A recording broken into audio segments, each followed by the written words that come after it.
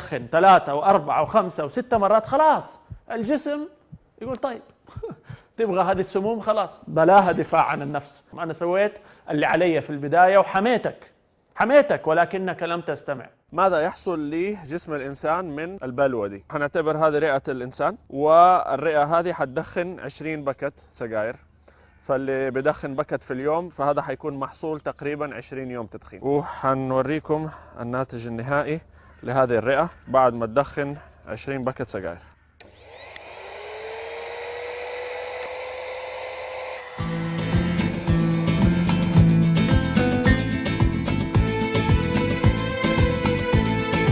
طيب احنا لسه ثالث سيجارة، شوفوا ايش صار في الرئة، خلاص حتى صارت القزاز اصلا ما هو شفاف، ما هو باين اللي جوا.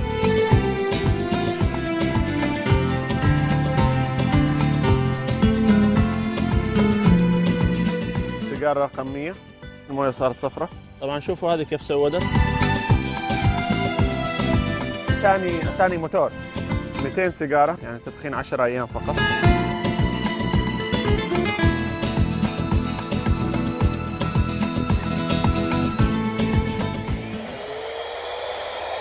طبعا لاحظوا معلش، شوفوا البطء الشديد في سحب السجائر. لو تفتكروا في الأول حقة الشفط كيف كانت لما كان الماكينة لسه في شبابها وعنفوانها، هذا 3 أضعاف البطء. وهذه تاني موتور، يعني هذه تاني رئة، يعني كأنه رئتك خربت وقررت أنك تجيب رئة تانية.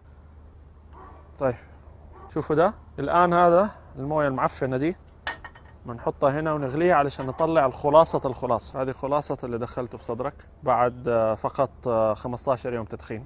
فتخيل اللي بدخن سنين، اللي بدخن صار له 15 20 30 سنة، ايش وضع صدره بالضبط. لو نطقت أعضاء اللي داخل الجسد لاشتكت وبكت وصرخت. هنشوف ايش بيحصل جوا الجسد. فين؟ في كفى لمكافحة التدخين. أهلا وسهلا. هذا بالنسبة للرئتين حقيقية لغير مدخن، رئة حقيقية لمدخن. طبعا اللون الداكن هذا اللي هنا سببه الأساسي هو مادة القطران.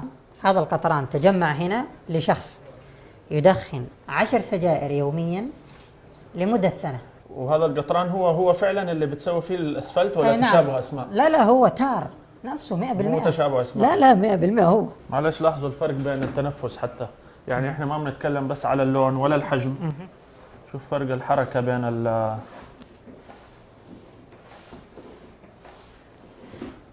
طبعا هذا بياخذ الأكسجين بكمية أكبر، هذا بياخذ بكمية أقل. هذا يحتفظ بالأكسجين فترة أطول لو تلاحظ، هذا يطلع الأكسجين بسرعة. أستراليا تعتبر من الدول الرائدة في موضوع محاربة التدخين. اللي سووه مؤخرا من سنة تقريبا، انظروا ماذا فعلوا في الباكيتات حقت السجاير. طبعا هذه معروفة في كذا دولة بحطوا صور مقززة، ولكن اللي سووه زيادة حتلاحظوا في أستراليا أنهم منعوا الشركات أنهم يضعوا الماركة حقتهم على العلب. وحدوا أشكال العلب، يعني أنا هذه العلب اللي أنا ماسكها الآن ل3 شركات مختلفة. هذه أشهر شركة سجاير في العالم، أشهر شركة، ما هو معروف هي إيش. زيها زي غيرك، زيك زي غيرك، كله بني كده، لون غامق كئيب، صور كئيبة. ما هي أقل دولة اليوم في التدخين من القرن ال21؟ من ضمن الدول أمريكا، من أقل الدول تدخينا في داخل أمريكا. تخيلوا أمريكا عام 1950، الناس اللي بتتفرج على التلفزيون، لو الواحد كده فاتح ومشغل ريموت وقاعد يتفرج على التلفزيون، ممكن في وسط كده مشاهدته لإحدى البرامج يشوف إعلان زي ده. وتخيلوا هذا الإعلان اللي متسوى من وسط عيادة. Good tasting cigarette, they're particular about the brand they choose. In a repeated national survey, doctors in all branches of medicine, doctors in all parts of the country were asked, "What cigarette do you smoke, doctor?" فمن كان يتخيل هذا المنظر في أمريكا في التلفزيون العادي اللي بيشوفوه الناس كل يوم؟ ومين كان يتخيل أنه ممكن في أمريكا الدكتور هو الذي يروج وهو الذي يعلن للسجائر؟ هذا الجهل اللي كان موجود في أمريكا من يعني 40 ولا 50 سنة، واليوم تحولت أمريكا إلى أكبر المحاربين للتدخين في داخل أراضيها. شركات التدخين بتسوي فلوسها من فين؟ مو من بلاد العالم الأول، ما بتسوي فلوسها من أمريكا. أغلب الأرباح لهذه الشركات جاية من بلاد العالم الثالث، اللي لسه مع الأسف فكرة التدخين ومساوئ التدخين لم تصبح ثقافة كما أصبحت اليوم في أمريكا. فكما تغيرت أمريكا من هذا الحال اللي شفناه أنه حتى دكتور يدخن إلى اللي وصلوا إليه اليوم، هذا يعطي أمل أنه العالم العربي ممكن يتحرك ويصل إلى هذا وأحسن. لذلك هم عندهم هدف، ونيوزيلندا أيضا عندهم هدف أنه بحلول عام 2025-2030 تصبح الدولة بالكامل سموك فري.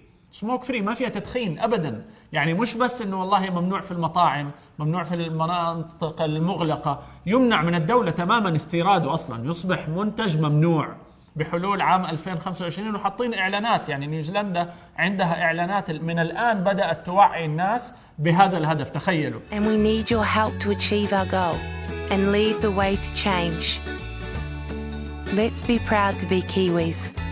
Let's make New Zealand smoke free. 13 سنة عشت في هذا، والحمد لله أقلعت سنة 2000. وأقترح على من يريد أن يقلع أنه يقرأ كتاب Awaken the Giant Within أو أيقظ قواك الخفية. هذا كتاب عام يتحدث عن تطوير الذات. هذا الكتاب هو السبب بعد توفيق الله سبحانه وتعالى أني أقلعت. أقترح عليكم أن تقرأوه، والمثال اللي أضربه لكم يعطي أمل أنه أي أحد ممكن يقلع.